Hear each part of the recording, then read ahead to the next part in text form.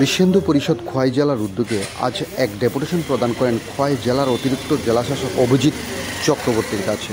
ওয়াকফ বোর্ডের bill pass হওয়ার পরবর্তীতে দেশের বিভিন্ন প্রান্তে মুসলিম ধর্মের জেহাদিরা হিন্দু সনাতন ধর্মের নরনারী থেকে শুরু করে বিভিন্ন সম্পত্তির উপর আক্রমণ সংঘটিত করছে।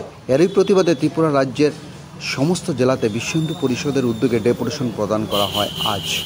আজকের ডেপুটেশনে উপস্থিত ছিলেন বিশ্বহিন্দু পরিষদ খোয়াই জেলার সম্পাদক বিজয় গুপ, বজরং দলের সংযোজক সত্যজিৎ রায় এবং বজরং দলের নেতৃত্ব সত্যদীপ আচার্য সহ অন্যান্যরা।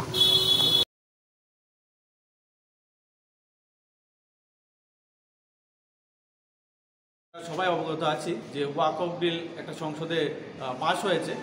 তো মুসলিম জনগোষ্ঠীর লোক ভাবছে কি এটা নিয়ে এটা হিন্দুদের উপর একটা চরম নির্যাতন ওরা করছে। যেমন আমরা দেখেছি মুর্শিদাবাদ, কলকাতা সহ ত্রিপুরা রাজ্যে বিভিন্ন সরকারি সম্পত্তি ভাঙচুর সহ কীভাবে হিন্দু মানুষকে এবং অন্য জনসাধারণকে কীভাবে হেনস্থা করা যায়, তার প্রতিনিয়ত তারা বহিরাগত থেকে, আমরা আমাদের কাছে স্পষ্ট খবর আছে, বহিরাগত দেশগুলি থেকে সনদ পেয়ে ওরা এই ধরনের কার্যক্রম চলছে।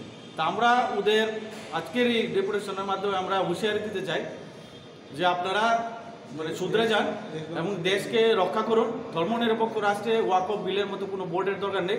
আমরাও বলতে পারি যে আমাদের হিন্দু সনাতনী বোর্ডের আমাদের দরকার। আমরা কোনোদিন রাস্তায় নেমে ভাঙচুর করি না।